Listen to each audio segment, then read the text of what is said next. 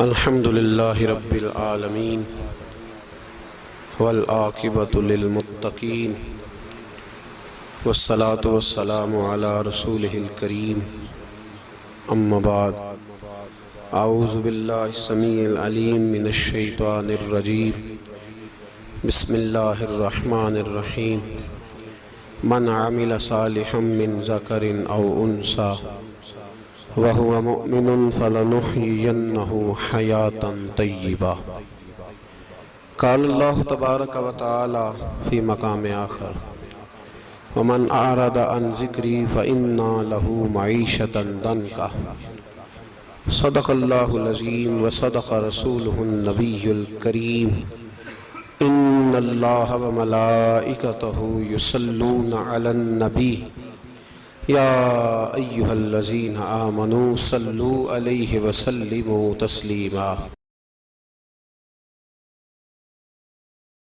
اللهم صل على سيدنا ومولانا محمد معدن الجود والکرم وآلہ وصحبہ وبارک وسلم۔ عزیز دوستو، انسانی زندگی اثرات لیتی ہے، اچھے اثر بھی ہوتے ہیں، برے اثر بھی ہوتے ہیں۔ انسان کو موسم کا اثر بھی ہوتا ہے، انسان پر اس کے خاندان کا اثر بھی ہوتا ہے، انسان پر صحبت کا اثر بھی ہوتا ہے۔ بالکل اسی طرح انسان پر اس کی نیکی کا اثر بھی ہوتا ہے اور گناہوں کا اثر بھی ہوتا ہے۔ نیکی دل کو سکون دیتی ہے، گناہ انسان کو پریشان کر دیتے۔ نیکی اللہ کی رحمت کو متوجہ کرتی ہے۔ پھر حالت یہ ہوتی ہے کہ انسان اپنی ان پریشانیوں کا حل کہیں اور ڈھونڈتا پھرتا ہے، حالانکہ جب گناہوں کی بیماری لگے تو اس کی شفا توبہ میں ہوتی ہے، اس کا حل اللہ کے حضور معافی مانگنے میں ہوتا ہے، پہچاننے میں ہوتا ہے کہ مجھ سے کہاں غلطی ہو گئی، کس جگہ جا کے کمزوری میں نے دکھائی۔ ہر انسان اچھی، ٹھنڈی، خوبصورت، سکھ والی زندگی چاہتا ہے۔ اللہ کریم نے سورہ نحل کے اندر ارشاد فرمایا من عمل صالحا من ذکر او انثی، فرمایا جو بھی اچھے عمل کرے، چاہے مرد ہو چاہے عورت ہو، وہو مؤمن، شرط یہ ہے کہ مومن ہو، فلنحیینہ حیاۃ طیبہ، فرمایا ہم اسے پاکیزہ زندگی عطا فرما دیں گے، حیات طیبہ دے دیں گے، اسے پاکیزہ زندگی۔ شرط کیا ہے؟ من عاملہ صالحا، نیک عمل کرے۔ کون سے عمل کرے؟ اٹھنا بیٹھنا، کھانا پینا، چلنا سونا جاگنا محتاط ہو اس کا، وہ نیکی کرے۔ قرآن پاک کے لفظوں کے حسن پر غور فرمائیے گا، فرمایا فَلَنُحْيِيَنَّهُ حَيَاةً طَيِّبَةً، ہم ضرور اسے پاکیزہ زندگی عطا فرما دیں، صاف ستھری زندگی، معیاری زندگی، خوبصورت شب و روز، آئیڈیل زندگی جس کو لوگ کہیں گے، وہ والی زندگی اسے دیں گے۔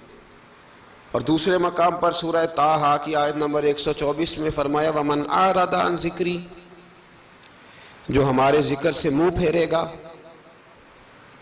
جو ہمارا کھا کے چہرہ کسی اور طرف کرے گا، جو چلے گا ہماری زمین پر لیکن توجہ کسی اور طرف ہوگی، آسمان کی چھت ہماری بنائی ہوئی لیکن اس کے خیالات کہیں اور ہوں گے، فَإِنَّ لَهُ مَعِيشَةً ضَنْكًا، فرمایا ہم اسے تنگ زندگانی عطا کر دیں گے، اس کی زندگی تنگ ہو جائے گی، اس کی معیشت تنگ ہو جائے گی۔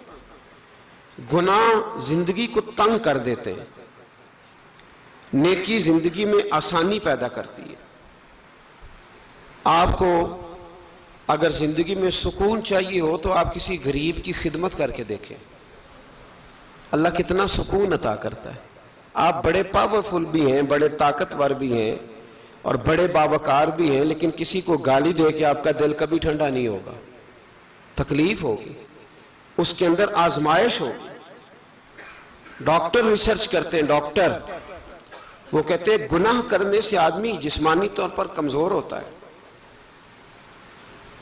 لیکن وہی عمل اگر وہ بطور نیکی کرتا ہے تو اللہ اس میں اسے قوت عطا فرماتا ہے، اسی عمل میں اللہ اسے قوت عطا کر دیتا ہے۔ میں صرف اشارہ دے رہا ہوں، اس بات کی تفصیل میں نہیں جانا چاہتا۔ میرے عزیز یہ یاد رکھیں کہ نیکی آپ کو سکون دے گی، نیکی آپ کو ٹھنڈا کرے گی۔ اللہ تبارک و تعالیٰ نے قوموں پہ عذاب نازل کیا، اور قرآن مجید فرقان حمید نے ان قوموں کے تذکرے بیان فرمائے۔ بھائی کس لیے بیان کیے؟ کہ ہم عبرت حاصل کریں، ہم یہ غور کر لیں کہ یہ کام ہم نے نہیں کرنا، اس کام سے ہم نے بچنا ہے، ہم نے غور کرنا ہے کہ یہ چیز ہمارے اندر۔ لوگ کہتے ہیں نہیں جی نہیں، ہم پہ یہ عذاب نہیں آئے گا، بالکل نہیں آئے گا، اس میں شک نہیں۔ پر اللہ نے بیان کس لیے کیا تھا؟ بیان کیا قرآن مجید معاذ اللہ کسی ایسی چیز کا بیان کرتا ہے جس کی ضرورت نہ ہو؟ قرآن پاک نے ایک ایک حرف ایسا بیان کیا جس کی مسلمان کو ضرورت تھی۔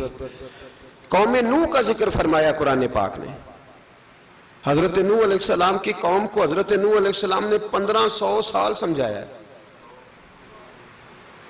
15، کچھ لوگوں نے 950 سال لکھا ہے نا، اعلیٰ حضرت نے لکھا ہے 1500 سال عمر ہوئی حضرت نوح علیہ السلام کی۔ اللہ تعالیٰ بندے کو جلدی سزا نہیں دیتا، بلکہ قرآن مجید میں ایک جگہ رب کریم اس طرح بھی فرماتا ہے کہ جب بندے مجھے بھول جاتے ہیں تو میں ان کے لیے نعمتوں کے دروازے کھول دیتا ہوں۔ بندہ سمجھتا ہے کہ میں کچھ تو ہے نا کہ میرے اندر کہ میں جدھر جاتا ہوں خیر ہی خیر ہو جاتی ہے، وہ سمجھتا ہے کہ میری عقل ہے، حالانکہ اللہ اسے ڈھیل دیتا ہے۔ اللہ اسے ڈھیل دیتا ہے۔ گناہوں کی سزا کے 3 طریقے ہیں۔ ایک ہے متنبع کرنا، تنبیہ کرتا ہے اللہ، بندہ متنبع ہو جاتا ہے، یہ اللہ کا بہت بڑا احسان ہوتا ہے۔ ایک ہوتا ہے مہلت دینا، اور ایک تیسرا ہوتا ہے اللہ خفیہ تدبیر کرتا ہے۔ تھوڑا سا سمجھیے گا، انسان پر کوئی آزمائش آئی، فوراً اس کی چھٹی اس نے کہا کہ وہ فلاں جگہ غلطی کی تھی تب ایسا ہوا ہے۔ ہوتا ہے نا کئی دفعہ، آواز آتی ہے نا اندر سے، چلیں بول دیں کچھ نہیں ہوتا آپ کو، اللہ جانتا ہے یہاں کوئی کچھ نہیں کہے گا آپ کو، اور ہماری تو ویڈیو بھی نہیں گھومتی، یعنی خبر بھی نہیں ہو کہ کس نے ہاں کر دی کس نے نہ کر دی۔ آپ بغیر ٹینشن کے بات چیت کریں، آج کچھ نہیں ہوتا انشاءاللہ تعالی۔ آتی ہے اندر سے آواز؟ میں آپ سے اس لیے ان چیزوں کی تصدیق کراتا ہوں کہ باقیوں کو بھی آتی ہے کہ نہیں، اس لیے تصدیق۔ کبھی کوئی کسی جگہ انسان پریشان ہوتا ہے تو محسوس کرتا ہے کہ وہاں مجھ سے ہوتا ہے نا جی، جس کو یہ نصیب ہو جائے بڑا خوش نصیب آدمی ہے۔ حضرت مولا علی فرماتے ہیں اگر تجھے دنیا میں سزا مل گئی تو بچ گیا ہے، سمجھ پھر اللہ کرم کرے گا، آخرت میں سزا نہیں دے گا۔ اور یہ یاد رکھ لے، وما اصابکم من مصیبت فبما کسبت ایدیکم ویعفو عن کثیر۔ اللہ فرماتا ہے دنیا میں تجھے جو بھی تکلیف پہنچتی ہے وہ تیرے ہاتھوں کے کرتوتوں کی وجہ سے پہنچتی، ویعفو عن کثیر، فرمایا کثیر گناہ تو میں ویسے ہی معاف کر دیتا ہوں۔ یہ جو تیری زندگی میں دکھ ہے نا، یہ بھی میری قلیل سزائیں ہیں۔ یہ کثیر پر سزا، یہ قلیل ہے، قلیل یہ جو تمہاری زندگی میں تکلیفیں۔ انسان کو سزا ملتی۔ حضرت فضیل بن عیاض رحمۃ اللہ تعالی علیہ گھوڑے پہ بیٹھے تھے، گھوڑا شرارت کرنے لگ گیا، اچھلنے لگ گیا، کودنے لگ گیا، تو حضرت فضیل بن عیاض نیچے اترے، ایک کونے میں جا کے نماز کی نیت باندھ لی، 2 رکعت نماز پڑھی، پھر دیر تک استغفار پڑھتے رہے، روتے رہے، دعا کرتے رہے، واپس آئے۔ خادم عرض کرنے لگے حضور سمجھ نہیں آئی، گھوڑے نے تھوڑی سی شرارت کی، وہ بدکا ہے، آپ نے اس کو چھوڑا ہے اور چھوڑ کر کے آپ نماز میں لگ گئے۔ تو حضرت فضیل بن عیاض فرمانے لگے جب بندہ اللہ کی نافرمانی کرتا ہے نا تو جو چیزیں اس کی فرما بردار ہوتی ہیں وہ اس کی نافرمانی کرنے لگ جاتی۔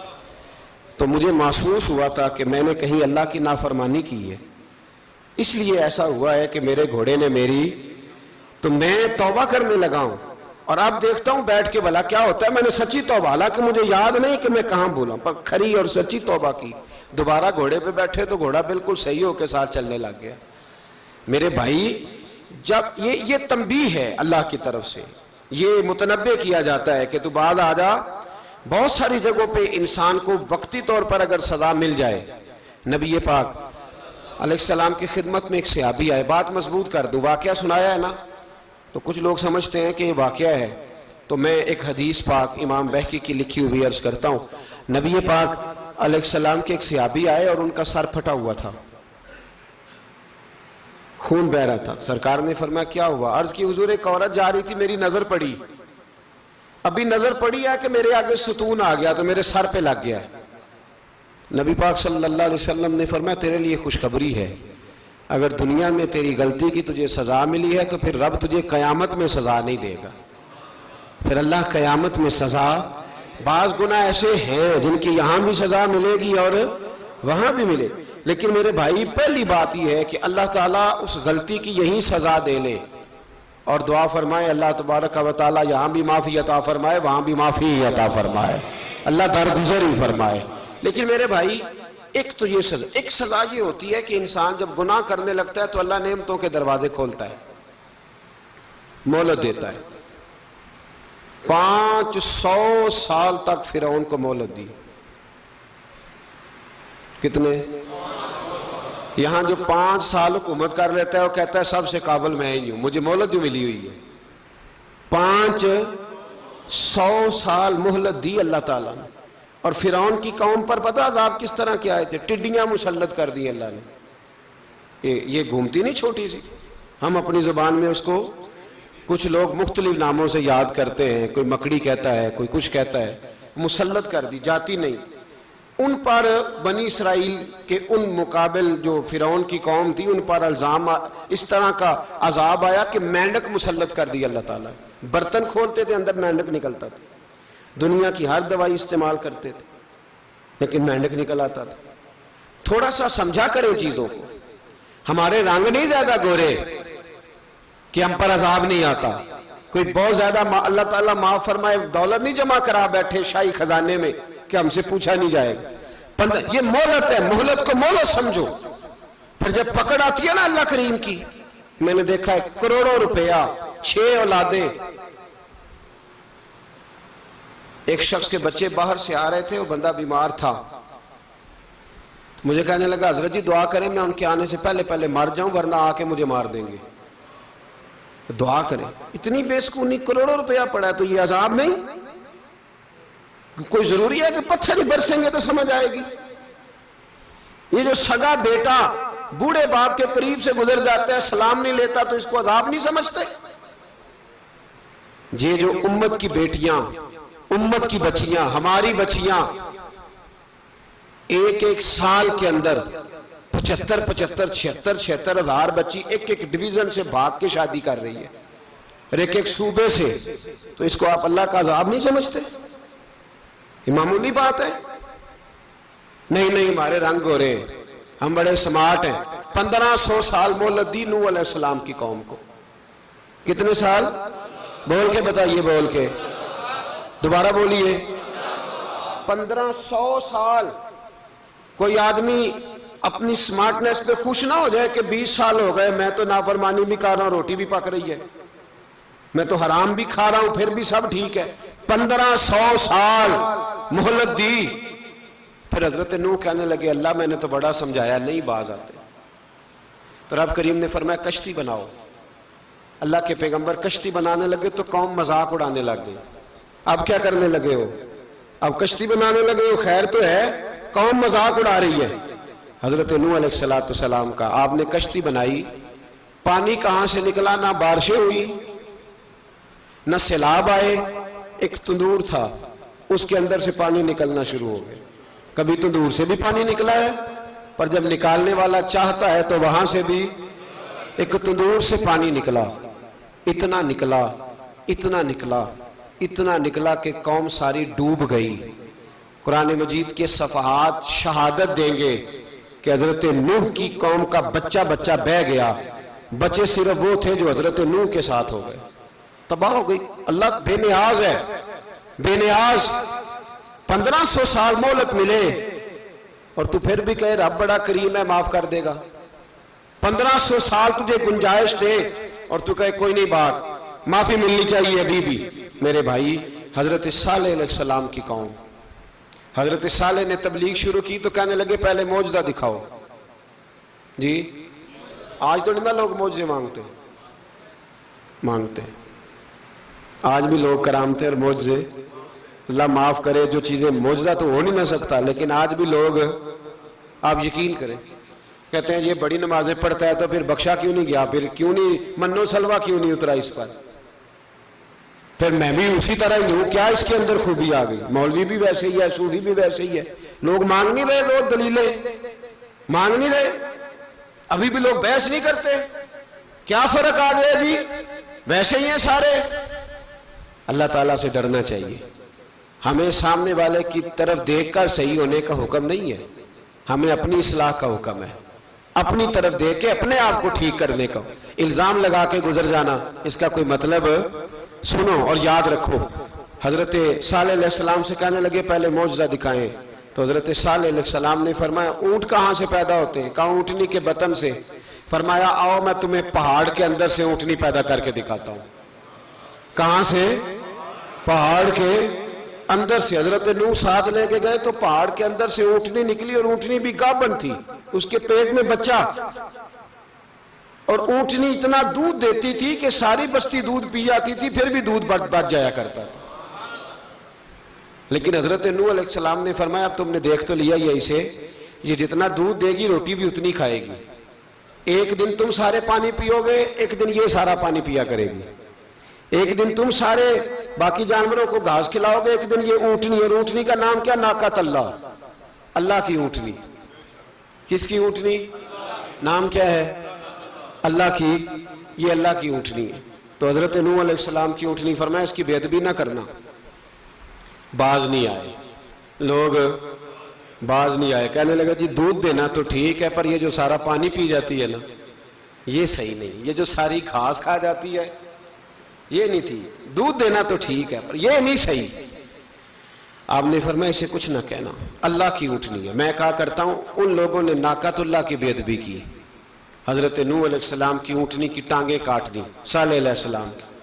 اور دیکھو اللہ بڑا بے نیاز ہے، اگر پیدا کرنا جانتا ہے تو حفاظت کرنی نہیں جانتا، لیکن رب کریم نے فرمایا نہ کرنا۔ انہوں نے ان کے پیر کاٹ دیے، کانوں پہ چھریاں لگائیں۔ اونٹنی جب مر گئی، اونٹنی اللہ تبارک و تعالیٰ کی وہ اونٹنی جب مر گئی تو حضرت صالح علیہ السلام کی قوم پر رب کریم نے زلزلہ بھیجا۔ اذا زلزلت الارض زلزالہا، جب زلزلے آئیں گے اور جب ان کا زلزلہ آنا زلزلہ آتا ہے نا، کیا کرتی ہے قوم؟ لا الہ الا اللہ، لا الہ الا اللہ، کلمے جاری ہو جاتے۔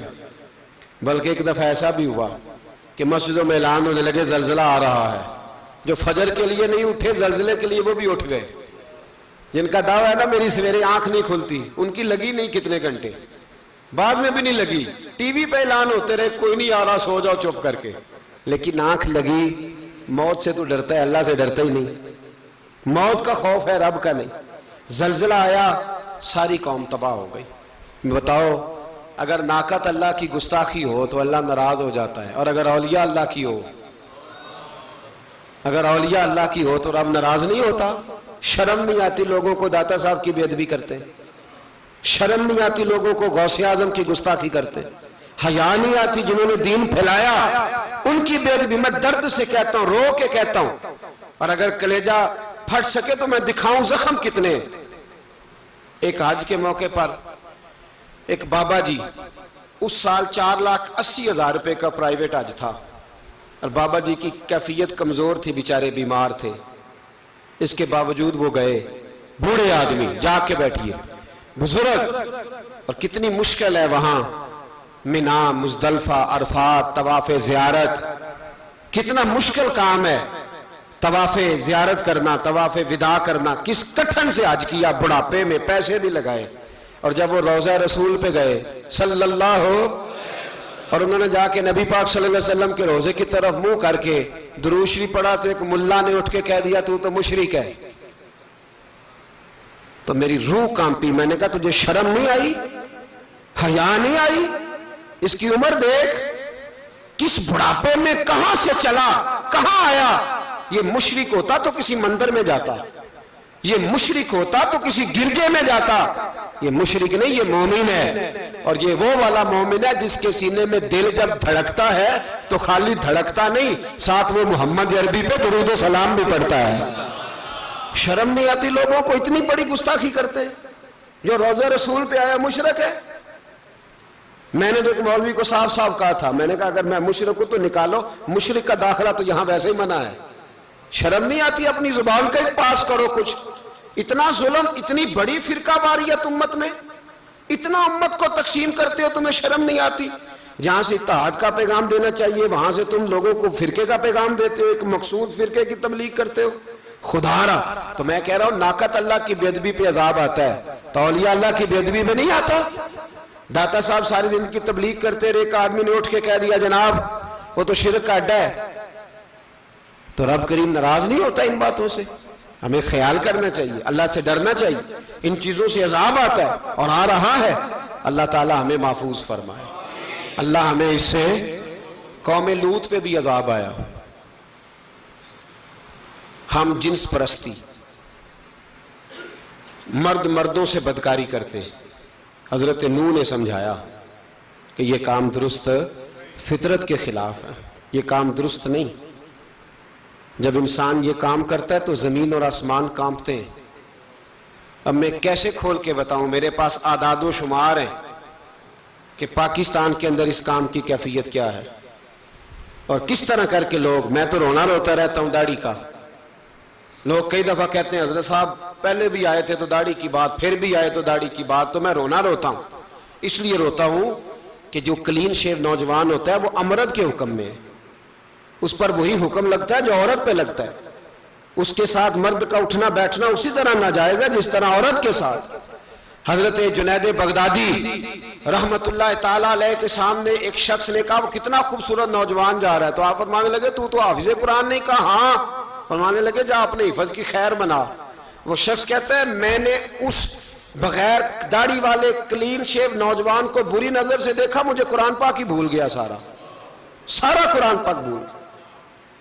اور کتنے سال میں دعائیں کرتا رہا، بیت اللہ کے طواف کرتا رہا، میں یاد بھی کرتا تو نہیں ہوتا۔ کیسے اب تو ہمارا نعت کہاں بیوٹی پارلر سے ہو کے آتا ہے، ہم کسی اور کو کیا پیغام دیں؟ وہ پیغام، وہ نظام، وہ طریقہ کار جس کا حکم تھا شریعت میں، قوم لوط پر عذاب آیا۔ صحیح بیٹھتے ہوں گے بچے جو موٹر سائیکلوں پہ بیٹھتے ہیں، میں نے گجرانوالہ کی سڑکوں پہ بچوں کو، نوجوانوں کو جو تماشے کرتے سرے عام دیکھا ہے تو مجھے ڈر لگتا ہے، اور کوئی روکنے والا نہیں، شغل ہو رہا ہے، ہنس رہے ہیں، اور سامنے عورتیں بھی ہیں، سب ہو رہا ہے۔ کتنی تکلیف کی بات۔ حضرت نوح کی قوم یہ کام کرتی تھی، قرآن پاک نے بیان کیا ہے۔ حضرت نوح نے سمجھایا، فرمایا رب کریم نے تمہیں اپنی خواہش پوری کرنے کے لیے جائز طریقہ عطا فرمایا، عورتوں سے نکاح کرو، اور اس نکاح کی برکت سے جو اللہ تمہیں اولاد دے گا اس کو اللہ تبارک و تعالیٰ تمہارے لیے باعث بخشش بھی فرمائے گا۔ لیکن جب قوم نہ مانی تو جو قوم لوط کا عمل کرے اس کا علاج قرآن نے بیان فرمایا کہ آسمان سے پتھر برسیں گے، پھر پتھر برسے، اور جن کے بڑے بڑے اچھے دماغ تھے ان کے دماغ چکنا چور کر دیے گئے، تباہ کر دیے گئے، ان کے دماغ زمین پر بچھاڑ دیا گیا۔ اللہ مہلت دیتا ہے، لیکن اس کا مطلب یہ نہیں کہ انسان توبہ ہی نہ کرے۔ حضرت شعیب علیہ السلام کی قوم پر بھی عذاب آیا، اس لیے کہ بددیانتی کرتی تھی، ناپ تول میں کمی کرتی تھی۔ میں نے کہا تھا شب قدر کی رات کہ یہ کوئی تماشا ہے کہ شب رات آئی تو ساری رات روتے رہے، یا اللہ معاف کر دے، یا اللہ معاف کر دے، رو رو کے چیخے مار مار روئے۔ شب قدر آئی تو پھر چیخے ماری، ساری رات روئے۔ تو جس بندے کا پروگرام ہی نہیں سویرے بدلنے کا، دکان پہ بیٹھ کے پھر وہی ناپ تول میں کمی، پھر وہ اللہ تعالیٰ معاف کرے۔ میں ایک مضمون پڑھ رہا تھا تو وہ فوڈ کے اسپیشل لوگ تمہیں لکھا تھا مہربانی کرو ملاوٹ ہی اچھی چیز کی کر لو، مرچ میں کیری تو نہ ملاؤ اینٹوں کی، وہ تو بیمار کرتی ہے، وہ تو خون کی آنتوں کو روک دیتی ہے۔ وہ کہنے لگا، اور وہ کہتا ہے میں تمہیں بتاتا ہوں کون کون سی چیز ملائی جا سکتی ہے، وہ ملا لو۔ خدا را اس قوم پہ رحم کرو، مہربانی۔ ایک دوست ہے ہمارے، میں وزیر آباد میں ان کے گھر بیٹھا تھا تو ایک میڈیکل، میرا کسی شخص پہ اعتراض کرنے کا میں مجموعی بات کرتا ہوں۔ میں ایسے ڈاکٹروں کو جانتا ہوں جو اللہ تعالیٰ فضل کرے سچ مچ کے نیک ہیں، اچھے لوگ۔ تو بچے کا میڈیکل سٹور ہے، تو والد بیمار ہو گیا، تو وہ کہتا ہے ابا جی ڈاکٹر صاحب نے کہا آپ کو ڈرپ لگنی ہے، تو سگے باپ کو ڈرپ لگانے لگا، تو باپ کیا کہتا ہے پتر تیری مہربانی مینوں کوئی اصلی لائی، وہ نہ لائیں جڑی لوکاں نوں لانا ہے۔ اب وہ پیار سے سنا رہا ہے بات۔ میں نے اسے کہا کہ یہ تو ڈوب مرنے کا مقام ہے نا، ڈوب مرنے کا مقام، کہ جس ملک کے اندر دوائی بھی صحیح نہ بکے، اصلی نہ ملے دوائی بھی، اور پھر وہ قوم کہے کہ ہم نے تو پورے روزے رکھے، ہم نے تو بڑا صدقہ اور خیرات کیا، دوائی بھی اصل نہ ملے۔ جناب شعیب علیہ السلام کی قوم ناپ تول میں کمی کرتی تھی، تو اللہ تبارک و تعالیٰ نے ان پر بتا عذاب کس طرح کا بھیجا، شدید گرمی ہوئی۔ اللہ ہمیں محفوظ فرمائے، سارے آمین کہہ دیا۔ دیکھیں کتنا اچھا موسم کر دیا رب کریم، اللہ ہمیں محفوظ فرمائے، اللہ رحمت فرمائے۔ شدید گرمی کی لہر آئی، باہر اتنی گرمی ہوئی کہ لوگ اپنے گھروں میں گھس گئے۔ جس طرح سورج کی شعائیں گھروں کے اندر داخل ہو جاتی ہیں، اس طرح گرمی کی لہر اندر داخل ہوئی، اور جس طرح کسی کو آگ لگ جائے تو وہ آدمی اچھلتا کودتا ہے نا، اس طرح یہ لوگ اچھلنے لگے اور اچھل کود کے مر گئے۔ جرم کیا تھا؟ ناپ تول میں کمی کرتے۔ حضرت داؤد کی قوم بھی تباہ ہوئی، جرم کیا تھا؟ ہفتے والے دن مچھلیاں نہیں پکڑنی تو یہ پکڑتے تھے۔ حکم ہے نا مسلمان کو نماز کے ٹائم کوئی اور کام نہیں کرنا، نماز پڑھنی ہے۔ میرا خیال ہے مسلمان تو فٹافٹ آ جاتے ہیں، سارے ہی پہنچ جاتے ہیں نا مسجدوں میں۔ ہلکا ہلکا بول رہے ہیں آپ، کیوں نہیں پہنچتے؟ اگر حضرت سیدنا، اور پتہ انہیں سزا کیا ملی؟ اللہ نے فرمایا اس ٹائم عبادت کرنی ہے، کام نہیں کرنا، وقت نہیں ہے کام کا۔ انہوں نے مچھلیاں پکڑی، 12,000 لوگ تھے، پتہ مالک نے سزا کیا دی؟ بندر بنا دیا اللہ کریم۔ قرآن مجید کا پہلا سپارہ پڑھے، فَجَعَلْنَاهَا نَكَالًا لِمَا بَيْنَ يَدَيْهَا وَمَا خَلْفَهَا۔ اللہ فرماتے ہیں پچھلوں کے لیے بھی عبرت بنا دیا، بعد والوں کے لیے بھی عبرت، نشان عبرت بنا دیا۔ بندر بن گئے، اور جو ان کے دوست جو بچ گئے تھے ان کے پیر چومتے تھے، روتے تھے۔ 3 دن بندر بن کے زندہ رہے، پھر اللہ نے سب کو اجتماعی موت دے دی۔ تو اگر مسلمان سے اللہ کہے کہ نماز کے ٹائم کاروبار نہیں، جمعے کے ٹائم کاروبار، تو مسلمان کہتا ہے نہیں مجھے مہلت ملی ہوئی ہے۔ یہ تو اس وقت پتہ چلتا ہے نا جب بچے ڈیوٹی لگاتے، ہاں ہاں ہاں عذاب آتا ہے، اس وقت پتہ چلتا ہے۔ میں نے دیکھا یہ منظر، اس وقت پتہ چلتا ہے جب بچے کسی ملازم 6,000 کی ڈیوٹی لگاتے، کہتے ہیں ابے کا دھیان رکھنا، ہم دکان پہ بیٹھنے لگے۔ پھر اسے سمجھ آتی ہے اگر میں نماز کے ٹائم مسجد میں ہوتا تو آج میری اولاد میری خدمت میں ہوتی۔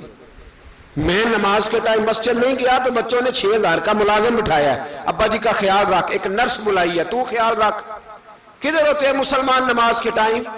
ایک عیسائی نے اعتراض کیا ہے، سنیں، وہ کہتا ہے مجھے لگتا ہے مسلمانوں کے 3 خدا ہیں۔ مسلمان اڑ گیا، کہنے لگا نہیں ہمارا تو ایک ہے، کہا نہیں 3 ہے، معاذ اللہ استغفر اللہ، ہمارا ایک ہے۔ کہنے لگا نہیں میں ثابت کرتا ہوں، ایک تمہارا خدا 5 نمازوں کا ہے، ایک رمضان کا ہے، ایک عید کا ہے۔ لگتا ہے معاذ اللہ عید والا زیادہ تگڑا ہے، تم زیادہ آتے ہو۔ رمضان والا لگتا ہے اس سے کچھ کمزور ہے، تم تھوڑے آتے ہو۔ اور 5 نمازوں والا شاید سب سے کمزور ہے۔ بات عقل کی ہے کہ نہیں؟ اس نے اعتراض ٹھیک کیا، تو مسلمان کو چاہیے نا خیال کرے۔ ایک یہودی نے لکھا تھا، اس نے کہا تھا جس دن مسلمانوں کی تعداد فجر کی نماز میں اتنی ہو گئی جس دن جتنی جمعے میں ہوتی ہے، اس دن نہ کوئی یہودی سازش کرے گا نہ کوئی عیسائی تلوار نکالے گا۔ شرط یہ ہے کہ یہ اسی طرح فجر پڑھنے آئیں جس طرح جمعہ پڑھنے آتے ہیں، تو پھر کوئی شخص بھی ان کو کسی جگہ شکست دے سکتا تو اپنے ہمارے گناہ ہمیں پریشان کرتے ہیں۔ یہ جتنی آزمائشیں ہیں ان کے پس منظر میں گناہ ہیں۔ ہماری زندگی کے اندر جتنی تکلیفیں، ہماری پریشانیوں کا سبب ہم خود ہیں۔ بہت ساری جگہوں پہ ہم غلطی کرتے ہیں، اس کی ہمیں سزا ملتی ہے، غلطی کی سزا۔ ایک نوجوان نے مجھے بڑی گہری بات سنائی، میرا قریبی تعلق تھا، کہنے لگا گھر میں بڑا مسئلہ ہے، بڑی پریشانی ہے، ماں اور بیوی کا ماحول اتنا سخت ہو گیا ہے کہ نمٹ نہیں سکتا۔ آپ یقین کریں میں نے ڈیٹیل سے ساری چیز کو سٹڈی کیا، میرے پاس اتنا وقت نہیں ہوتا، پھر بھی میں نے اس فیملی کو پورا پڑھا تو غلطی نوجوان کی نکلی۔ نہ اس پہ اماں اعتبار کرتی ہے نہ بیوی اعتبار کرتی ہے۔ اس نے جھوٹ بول بول کے اس طرح کی ماحول پیدا کر دیا ہے کہ کوئی اس پر اعتماد کرنے کو تیار ہے۔ اگر آپ ناراض نہ ہو تو ایک بات کروں،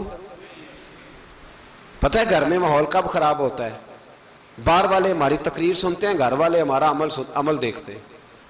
جب وہ دیکھتے ہیں نا کہ یہ کس طرح کا شخص ہے، اس کے رویے، اس کا کردار، اس کا لب و لہجہ کتنا برا ہے اور یہ کردار کا کتنا کمزور ہے۔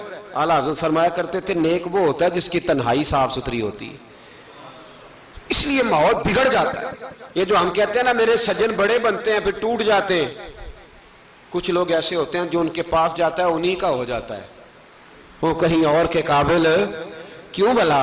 اس لیے کہ ان کے کردار میں ٹھنڈک دیکھتا ہے، ان کے لب و لہجے میں مٹھاس دیکھتا ہے، اس شخص میں اتنی خوبصورتی دیکھتا ہے کہ اسی کا بن جاتا ہے۔ حضرت ابراہیم بن ادم کے پاس ایک نوجوان آیا، کہنے لگا میں گناہ کرنا چاہتا ہوں۔ فرمانے لگا بالکل کر، اللہ کا دیا ہوا رزق کھانا چھوڑ دے اور گناہ کر۔ کہنے لگا یہ نہیں ہو سکتا۔ فرمانے لگے چل پھر اس طرح کر، رب کی زمین پہ نہ رہ، کسی اور کی زمین پہ چلا جا۔ کہنے لگا یہ بھی نہیں ہو سکتا۔ فرمانے لگے چل اللہ کی چھت سے نکل جا۔ کہنے لگا یہ بھی نہیں ہو سکتا، تو آپ رو پڑے۔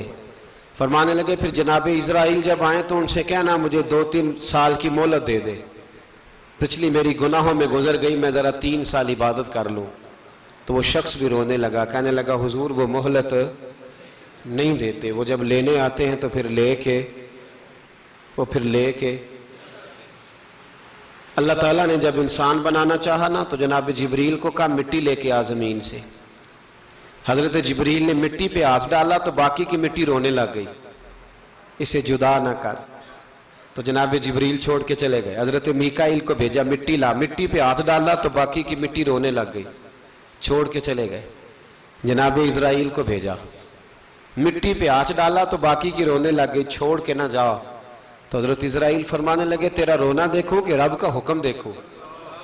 وہ لے گئے، جب پیش کی تو رب کریم نے فرمایا اسرائیل جان نکالنے کی ڈیوٹی بھی تیری، تو مٹی کو لے آنا، باقی مٹی روتی بھی رہے تو روتی رہے، جب میرا فیصلہ آ جائے تو پھر اس میں کوئی گنجائش۔ ہم کھاتے بھی اللہ کا ہیں، نافرمانی بھی اس کی کرتے، زمین پہ بھی اس کی چلتے ہیں، نافرمانی بھی اس کی کرتے، حکم کسی اور کا مانتے، چھت پہ رب کریم کی رہتے۔ اس طرح نظام نہیں چلتا۔ میرے بھائی یاد رکھ لو، گناہوں کی سزا ملے گی، زندگی تنگ ہو جائے، یہاں بھی آزمائش ہوگی اور وہاں بھی۔ میں نے درس پہ کہا تھا، پھر بات کہتا ہوں، یہ میں اپنے لیے کہہ رہا ہوں، توجہ ہے میری بات پر۔ دعا فرمایا کرے کہ جو کچھ ہم نظر آتے ہیں اللہ ہمیں ویسا بننے کی توفیق بھی عطا فرما۔ اللہ ویسا بننے کی، یہ مشکل معاملہ ہے، مشکل۔ دیکھیں نا ایک آدمی سیاستدان ہے، اس نے بڑے اچھے نعرے لگائے، انقلاب آ جائے گا، میں غریب کا بھلا کر دوں گا، میں یتیموں کے سر پہ ہاتھ رکھوں گا، میں مجبوروں کی مدد کروں گا، میں دکھیوں کی مدد کروں گا، مزدوروں کو۔ اس نے اچھے اچھے نعرے سکھائے، اچھا اس نے پیغام دیا، اندر اس کے یہ تھا کہ اقتدار ملے گا تو مرضی کروں گا۔ لوگ اس کے گرد بھی گئے، اس کی گاڑی کے پیچھے بھی بھاگے، لوگوں نے اس کے نعرے بھی لگوائے، جیب سے پیسے لگا کے اس کے پوسٹر بھی شائع کیے، لوگ اس کے گرویدہ ہو گئے، لوگوں نے پوری، اور میری قوم نے تو بیچاری نے کئی دفعہ دھوکے کھائے، جس نے نعرہ لگایا غریب اسی کے پیچھے مسیحا بن کے چل پڑا۔ آج دھوکہ دے لیا، لوگوں کو پیچھے لگا لیا۔ یہ بتاؤ اگر راز کھل جائے، اگر راز کھل جائے کہ یہ دھوکہ دے رہا ہے، یہ فریب کر رہا ہے، تو لوگ اس کا کیا حال کریں گے؟ یہ راز قیامت میں کھل جائے گا، قیامت میں یہ راز یہ کھل جائے گا، کھل جائے گا۔ یہ دھوکے باز تھا۔ اذا زلزلت الارض زلزالہا، جب زلزلہ آئے گا جیسے اس کا آنا ٹھہرا، واخرجت الارض اثقالہا، زمین اپنے بوجھ باہر نکال دے گی۔ اس سے مراد کیا ہے کہ زمین پہ جو جرم ہوئے زمین بتا دے گی، باہر نکل آئے۔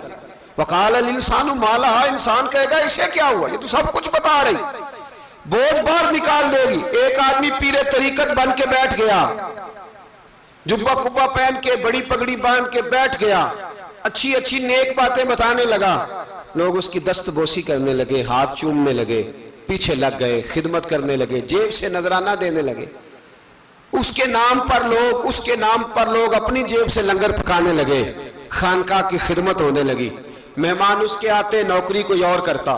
میں نے کہا تھا شاید اپنے لیے کہہ رہا ہوں، ڈیوٹیاں لوگ کرنے لگے، حالات بدلنے لگے، لیکن اس کے اندر تو چور تھا، وہ تو دکاندار تھا، تو یہاں جو اس کے پیچھے لگے تھے وہ تو سچے تھے، انہیں تو اجر ملے گا، لیکن اس کا جب راز کھلے گا تو بڑی رسوائی ہوگی، اس کا جب راز کھلے گا تو بڑی۔ ایک میری طرح کا دیندار تھا، جو چہرے کا تو نیک تھا، اندر پتہ نہیں کیا کچھ تھا۔ ایک طوائف گزر رہی تھی، اس نے اس کو تبلیغ کر دی، کہنے لگا بس کر دے، سیانی بن جا۔ تو کسی دانشور میں لکھا ہے اس نے بڑا سخت جواب دیا، اس عورت نے کہنے لگی بابا میں تو جو ہوں وہ نظر بھی آ رہی ہوں، تو بتا جو تو نظر آتا ہے وہ تو ہے کہ نہیں؟ اس بندے نے چیخ ماری اور بے ہوش ہو کے گر پڑا۔ تو لوگوں نے کہا بابا آج کسی صوفی کا کلام سنا ہے جو بے ہوش ہو گیا؟ تو اس نے کہا نہیں، آج طوائف کی بات سنی ہے، طوائف کی۔ اور وہ عجیب بات کر گئی ہے، وہ کہہ گئی ہے میں تو جو ہوں میں نظر آ رہی ہوں، تو بھی تو بتانا، تو بتانا کہ تو دستار امامت پہنتا ہے۔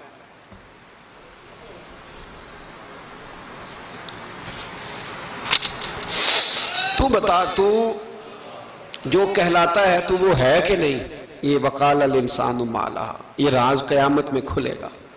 ہم جو کچھ بتا رہے ہیں نا اپنی زبانوں سے، ہمیں اپنے گناہوں کا احساس ہونا چاہیے۔ ایسا نہ ہو کہ جب سزا ملے تو پھر اس طرح کی ملے کہ دوبارہ کسی کو کوئی منہ دکھانے کے قابل نہ رہے۔ میرے بھائی یاد رکھیں اور سمجھیں، گناہ انسان کی زندگی کو تنگ کرتے ہیں۔ میرے نبی پاک علیہ السلام نے فرمایا جب تو جھوٹ بولتا ہے تو تیرے فرشتے کرامن کاتبین سائیڈ پہ ہو کے کھڑے ہو جاتے ہیں، جب تو زنا کرتا ہے تو تیرے اندر سے ایمان نکل جاتا ہے۔ اور نبی پاک علیہ السلام نے فرمایا جب میری قوم میں ناانصافی عام ہو جائے گی تو قتل بھی عام ہو جائے گا۔ اور سن لو لکھ لینا یہ حدیث دل کی تختی پر، نبی پاک علیہ السلام نے فرمایا جب میری قوم میں بے حیائی اور بدکاری عام ہو جائے گی تو دو سزائیں اللہ دے گا۔ ایک تو جوان موتیں آئیں گی، جوان بچے کچھ بھی نہیں دیکھا چلے گئے، اور دوسری سزا اللہ یہ دے گا کہ ایسی بیماریاں آئیں گی جن کا علاج نہیں ملے گا، ایسے امراض پھوٹ پڑیں گے۔ اگرچہ میں آپ کو ایسی تقریر بھی سنا سکتا تھا جس پہ آپ بہت زیادہ محظوظ ہوتے، پر میں نے اس جمعے میں ایسا موضوع چنا ہے جس کا ہمیں خاص ضرورت ہے۔ بھائی دیکھیں تو صحیح کہ ایسا تو نہیں کہ ہم ان عیبوں میں مبتلا ہیں۔ میرے نبی کریم علیہ السلام نے فرمایا جب تم نیکی کا حکم دینا اور برائی سے منع کرنا چھوڑ دو گے پھر اللہ تم پر ظالم حکمران مسلط کرے گا۔ اور اگلے لفظ اس سے بھی زیادہ سخت ہیں، محبوب فرمانے لگے پھر تمہاری نیک لوگ دعائیں بھی کریں گے تو اللہ وقتی طور پر ان کی دعاؤں کو بھی قبول نہیں فرمائے گا، اس لیے کہ تم لوگوں نے نیکی کا حکم دینا اور بھلائی سے روکنا چھوڑ دیا۔ عزیزو یاد رکھو جب گناہ عام ہوتے تو پھر حالات بدلتے اور لوگوں کو سزا ملتی ہے ان کے گناہوں کی، بلکہ یہاں تک لکھا ہے کہ نیت خراب ہو تو سزا شروع ہو جاتی۔ کیا خراب ہو؟ بولیے گا۔ نیت بھی خراب ہو تو سزا۔ حضرت رومی کہتے ہیں کہ ایک بادشاہ کو پتہ چل گیا کہ ایک آدمی نے بڑا اچھا باغ لگایا ہے، خوبصورت باغ ہے، مالٹے کا کنوں کا باغ بڑا پیارا۔ بادشاہ نے کہا ذرا جا کے دیکھتا ہوں۔ بادشاہ سلامت باغ دیکھنے آئے تو اب وہ مزدور آدمی تھا، عام آدمی تھا جس نے باغ لگایا، کسان تھا، اس کو کہا کہ چند کنوں توڑ کے لایا تو بڑے پیارے لگے۔ ایک دو اور لایا، کھائے، بڑے میٹھے، بڑے پیارے، بڑے توانا، بڑا مزہ آیا۔ تو بادشاہ کے دل میں خیال آیا کہ اس پہ قبضہ نہ کر لوں باغ پہ۔ ہمارے ہاں نا کرائے پہ دکان دیتا نا مالک، تو جب کسی غریب کی چل جاتی ہے کہتا ہے تو خالی کر، میں نے خود ڈال لی ہے، چل گئی نا اس کی۔ حالانکہ رزق اپنے اپنے نصیب کا ہے، رزق اپنے اپنے نصیب کا ہے، جس کو اللہ تعالیٰ چاہتا ہے عطا کرتا ہے۔ تو اس کو کہا کہ اور توڑ کے لا، اور دل میں خیال ہے کہ یار اتنا اچھا باغ ہے قبضہ کر لیتے ہیں، ہماری حکومتیں قبضہ کر لیتی ہیں کہ جو چیز اچھی لگ جائے۔ اب وہ کسان دو تین کنوں توڑ کے لایا، اس نے کھائے تو کھٹے نکلے، ترش تھے۔ کہنے لگا تجھے کیا ہو گیا ہے؟ تو بندہ بڑا صاحب دل تھا، کہنے لگا میں تو ٹھیک ہوں، آپ اپنی نیت سے پوچھیں کہیں خراب تو نہیں ہو گئی۔ تو کنوں میں بھی اس کا اثر آ گیا ہے، اپنی نیت، تو نیتیں بگڑ جائیں نا نیتیں۔ اب ایک بات کہنے لگا ہوں، غور سے سننا، جب تک دو بھائی اکٹھے کاروبار کرتے ہیں نیت ہوتی ہے کہ ہمارا گھر چلے گا، تب تک اللہ برکت دیتا ہے۔ اور جب اپنی اپنی جیبیں سمیٹنے لگ جاتے ہیں نا کہ یہ میرا 5000 ہے آج میں گیا تھا اگرائی کرنے، یہ میرا 10,000 ہے آج میں نے محنت زیادہ کی، جب وہ ٹٹولنے لگتے ہیں پھر اس دکان سے بھی برکت اٹھ جاتی ہے، پھر وہاں سے بھی برکت چلی جاتی ہے۔ فَإِنَّ لَهُ مَعِيشَةً ضَنْكَ، فرمایا جب تو میں منہ پھیر لیتا ہے پھر تیری زندگی اللہ تنگ کر دیتا، پھر وہاں سے بھی برکت، خوبصورتی، اثر اٹھ جاتا ہے۔ ایک سنار نے گلی میں ایک یتیم چھوٹے سے بچے کو گھومتے دیکھا تو سنار بے اولاد تھا، بچے کو اٹھا کے گھر لے آیا، 18 سال اس بچے کی پرورش کی، اس کو پالا پوسا جوان کیا۔ سنار کے پاس وہ دکان پہ چلا جاتا، وہ کئی دفعہ دکان پہ رہتا، کئی دفعہ گھر میں رہتا۔ ایک دفعہ وہ دکان پہ تھا، بچہ گھر تھا، 18 سال کا جوان، اس کی بیوی اکیلی تھی۔ وہ جس نے ماں بن کے پالا تھا اس نے اسی پہ حملہ کر دیا، اس کا بازو بری نیت سے تھاما، بیوی چیخی۔ تھوڑی دیر گزری تو وہ نوجوان پیروں میں بیٹھ گیا، کہنے لگا اماں پتہ نہیں مجھے کیا ہوا۔ شام کو سنار آیا، بیوی چیخنے لگی، چلانے لگی، کہنے لگی آج عجیب بات ہوئی، جس کو میں نے جگر کا خون دے دے کے پالا اسی نے گندی نظر ڈالی۔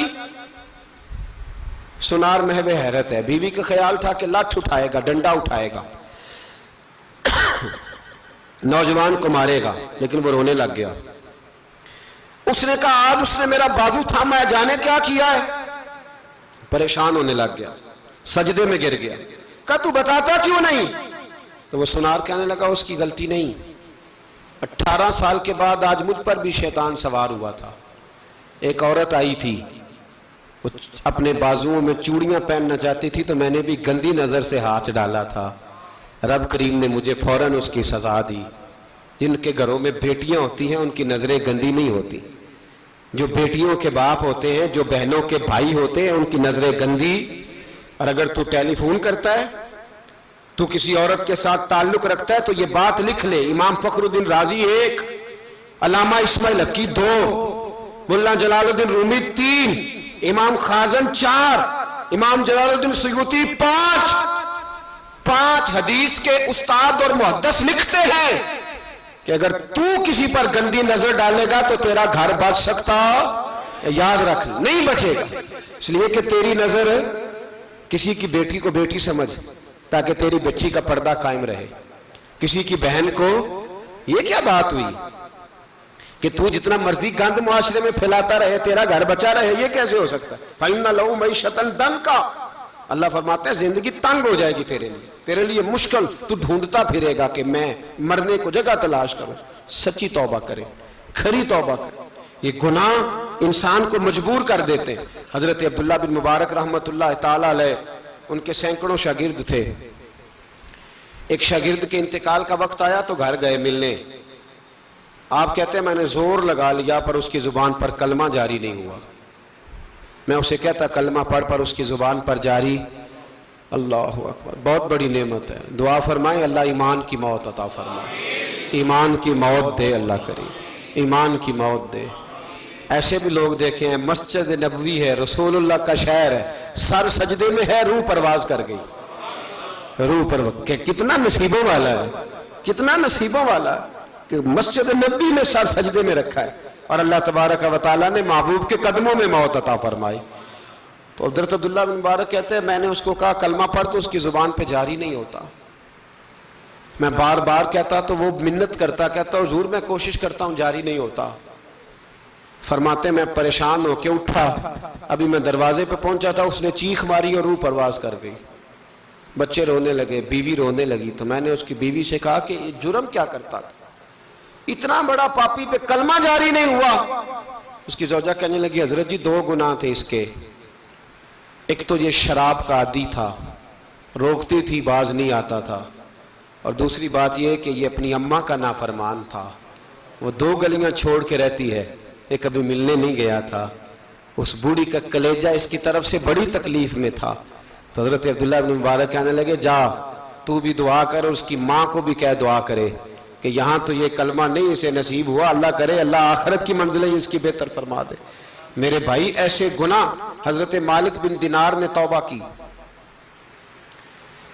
انہوں نے، کس طرح؟ فرماتے میں نشے کا عادی تھا، کسی نے مجھے کہا کہ بطور دوائی شراب پی لو تو میں نے پی لی، نشے کا عادی تھا، شراب پیتا تھا۔ اللہ تعالیٰ نے بڑی منتوں اور کوششوں کے بعد، منتوں کے بعد ایک بیٹی عطا فرمائی، وہ بھی 2.5-3 سال کی ہوئی تو پردہ کر گئی۔ کہتے میں اس کی قبر پہ بیٹھ کے گھنٹوں روتا، شراب کا عادی تھا۔ ایک دن سویا تو خواب دیکھتا ہوں کہ میرے پیچھے ایک بڑا سانپ لگ گیا ہے، اور سانپ جب منہ کھولتا ہے تو انگارہ نکلتا ہے۔ میں پھر دعا کرتا ہوں اللہ ہمیں معاف فرمائے، اللہ ہم سے درگزر۔ میں کچھ قبرستانوں میں جاتا ہوں تو میں سانپ بچھو پھرتے ہوئے دیکھتا ہوں، اور ڈر آتا ہے کہ ہم یہاں آنے والے ہیں۔ یہ لوگ کہہ رہے ہیں کہ تمہاری تیاری ہے، کسی وقت بھی اعلان ہو جائے گا کہ چلو بھائی چلو، فلاں صاحب کا جنازہ ہے، اٹھو۔ لوگ کہتے ہیں جلدی کرو، اور ایک کونے میں ایک شخص یہ بھی کہتا ہے کہ دیگ بھی رکھ لو، مہمان بڑے جمع ہو گئے۔ اور ایک کونے میں لوگ یہ بھی کہتے ہیں کہ برف ٹھنڈی لے آؤ، لوگوں نے پانی بھی پینا۔ پہلے اعلان ہوتا ہے کہ فلاں فوت ہو گیا، پھر اعلان ہوتا ہے جنازے کا ٹائم ہو گیا، پھر اعلان ہوتا ہے جنازہ اٹھایا جائے گا، اور پھر بات ختم ہو جاتی ہے۔ پھر کل من علیہ فان، پھر کوئی نہیں پوچھنے آتا، ختم ہو گئے، قصہ ہی ختم ہو گیا، ان لوگوں کی کہانی مٹ گئی، ختم ہو گئے۔ بڑے بڑے کج کلا، کوئی پوچھنے والا نہیں۔ موت کا راج ہے موت کا راج، موت راج کرتی ہے بس، اور کسی کا راج نہیں۔ وہ راج کرتی ہے، جدھر جاتی ہے اسی کا راج ہے، راج کر رہی ہے۔ تو حضرت مالک بن دینار کہتے ہیں قبرستان میں نے دیکھا، میں خواب دیکھتا ہوں بڑا اژدہا، اس کے منہ کے اندر آگ، میرا پیچھا کر رہا ہے۔ کہتے ہیں میں خواب دیکھ رہا ہوں، میں دوڑا، لیکن وہ اژدہا جب میں دوڑا تو میرے آگے آ کے کھڑا ہو گیا۔ میں مشرق کو دوڑا تو وہاں بھی آ گیا، مغرب کو دوڑا تو وہاں بھی آ گیا۔ جناب مالک بن دینار کہتے ہیں ایک بوڑھا شخص کمزور مجھے بچانے آیا، پر اس اژدہا نے پھونک ماری تو وہ بوڑھا آدمی دور جا گرا۔ کہتے میں چیختا تھا، چلاتا تھا، ایک پہاڑی پہ میں بھاگا گیا تو وہاں مجھے میری بیٹی ملی، مجھے فوت ہو گئی۔ وہ اس اژدہے کے آگے اس نے یوں ہاتھ کیا تو اژدہا پیچھے بھاگ گیا۔ میں نے بیٹی کو گود میں اٹھایا، میں نے کہا بیٹی یہ کون تھا؟ کہنے لگی ابا یہ تیرا برا عمل تھا، یہ تیرا برا عمل تھا، یہ تجھے کھا جاتا اگر میں نہ ہوتی۔ تو کہا یہ بوڑھا جو مجھے بچانے آیا یہ کون تھا؟ کہا یہ تیرا اچھا عمل تھا، پر کمزور بڑا تھا، تھوڑا تھا، یہ تیرے برے عمل کا مقابلہ کرنے کی ہمت نہیں رکھتا تھا۔ حضرت مالک بن دینار کہتے ہیں میری بیٹی نے خواب میں میری داڑھی پکڑ لی اور کہنے لگی ابا میں چاہتی ہوں تو صحیح ہو جا، ایسا نہ ہو کہ پھر تیرے پیچھے یہ اژدہا لگ جائے۔ حضرت مالک بن دینار کہتے ہیں جب میں سو کے اٹھا تو میری داڑھی آنسوؤں سے بھری ہوئی تھی، پھر اس کے بعد میں نے توبہ کی، اس طرح کی توبہ کی کہ پھر میں نے کوشش کی کہ دوبارہ میں اپنے رب کی نافرمانی نہ کروں۔ حضرت عبداللہ ابن عباس فرماتے تھے جو دنیا میں ہنس ہنس کے گناہ کرتے ہیں نا، ہنس ہنس کے جھوٹ ہنس ہنس کے بولتے ہیں، ہنس ہنس کے لوگوں کی غیبت کرتے ہیں، فرمایا یہ جو تمہیں ہنس ہنس کے گناہ کرتے نظر آتے ہیں ان کا رونا قیامت میں دیکھا نہیں جائے گا، ان کے آنسو قیامت میں دیکھے نہیں جائے۔ جو ہنس ہنس کے گناہ کرتے یہ روئیں گے، فَلْيَضْحَكُوا قَلِيلًا وَلْيَبْكُوا كَثِيرًا، رب فرماتا ہے زیادہ رویا کرو کم ہنسا کرو۔ نبی پاک علیہ السلام روتے تو صحابہ کہتے حضور آپ اتنا کیوں روتے ہیں؟ تو محبوب فرماتے جو میں جانتا ہوں وہ تم نہیں جانتے۔ بھائیو قبروں میں اکیلے جانا ہے، کبھی غور کرنا، اکیلے کوئی بندہ ساتھ حساب دینے نہیں جائے گا۔ اماں بڑا پیار کرتی ہے لیکن قبر میں کبھی کوئی ماں بھی ساتھ دفن نہیں ہوتی، اپنا اپنا حساب دینا، مشکل وقت ہے، حساب کر لینا چاہیے، تیاری کر کے رکھنی چاہیے۔ گناہ اگر یہاں ہماری زندگی کو تنگ کریں گے تو وہاں بھی ہمارے لیے مشکلات پیدا کریں۔ نبی کریم علیہ السلام نے فرمایا ہے کہ اللہ بڑا مہربان ہے، اللہ بڑا کریم ہے، اللہ بڑا ستار ہے، اور یاد رکھو جب کوئی اس کی ریٹ کو چیلنج کرے، جب کوئی اس کے قانون کو توڑے، جب کوئی اللہ کی اعلانیہ نافرمانی کرے، پھر رب کریم کی غیرت کو، اس کے عدل کو جوش آتا ہے، توبہ کرے سچی، مسجد کی حاضری دیں پابندی کے ساتھ۔ میری آپ سے ہمیشہ یہ گزارش رہتی ہے کہ مسجد کی حاضری پابندی سے دیں۔ میں اپیل کرتا ہوں داڑھی رکھ لیں، یہ میرے نبی کا طریقہ ہے صلی اللہ تعالی علیہ۔ واپس آ جائیں، ہماری بقا نہ ہمارے دین میں ہے، کوئی نہیں ہمیں رکھے گا، کوئی نہیں رکھے گا، کوئی نہیں۔ میرا ایک دوست رات بتا رہا تھا کہ سعودی عرب میں ایک شخص نے 30 سال محنت کی، تو جب وہ مرا ہے وہیں اس کے گھر میں فون کیا تو اس کے گھر والوں نے کہا جناب آپ کو مشکل ہوگی ڈیڈ باڈی بھیجنے میں، وہیں دفن کر دیں، ہاں اگر اس کا کوئی پیسہ ہے تو وہ ذرا اکاؤنٹ میں بھیج دیں، بچیوں کو ضرورت ہے۔ او بھائی تو اکیلا جائے گا، تیرے لیے مشکل ہو جائے۔ اپنے بھی ساتھ یقین کریں، بچے دعائیں کرانے آتے ہیں، کہتے ہیں حضرت جی دعا کریں اللہ اماں کی سختی معاف کر دے۔ اس کا مطلب کیا ہے کہ اماں اب جائے، اب ہمارا نمبر آئے۔ بچے تو انتظار کر رہے ہیں کہ ابا جائے اور گدی پہ ہمارا نمبر آئے، تیاری ہے۔ اکیلے جانا ہے، اکیلے، سخت سا مرحلہ ہے، اکیلے سارا کچھ فیس کرنا۔ آج توبہ کریں، وہاں کے کیڑے یہاں رہ کے ماریں، اپنے ساتھ ظلم نہ کریں۔ ہم اس قابل نہیں کہ وہاں جا کے مقابلہ کر سکیں، بچیں، اپنے آپ کو محفوظ کریں، بچائیں، حساب اپنا اپنا دینا ہے۔ کسی باپ نے اگر اپنے بچوں کو حرام کھلایا تو بچے تو نہیں کہہ رہے تھے نا کہ حرام لے کے آ، تو باپ نے حساب دینا، والد نے۔ لہٰذا مہربانی فرمائیں، اپنے اوپر رحم کھائیں، اپنے آپ کو سنواریں۔ آج جمعۃ الوداع ہے، توبہ کریں، اللہ کے نیک بندوں کی صحبت میں بیٹھا کریں، اچھی باتیں سنا کریں تاکہ دل نرم رہے۔ ان جگہوں سے بچیں جو گناہ کی طرف لے کے جاتی، ظلم سے، زیادتی سے، جبر سے بچیں۔ اپنے آپ کو اپنے رب کریم کی بارگاہ میں جھکا دیں، ہمارا کہیں اور گزارا نہیں، کوئی نہیں ہمیں پوچھے گا۔ اقبال رو پڑے آخری عمر میں، رو پڑے اور اللہ کی بارگاہ میں عرض کرنے لگے نہ جہاں میں کہیں بھی امان ملی، جو امان ملی تو کہاں ملی، میرے جرم خانہ خراب، تیرے عفو بندہ نواز میں، پناہ صرف اللہ رسول کی بارگاہ میں، باقی کوئی پناہ دینے کو تیار نہیں ہے۔ دعا کرتا ہوں اللہ کی بارگاہ میں اللہ ہمیں سچی توبہ کی توفیق عطا فرمائے۔ آخر دعوانا ان الحمدللہ۔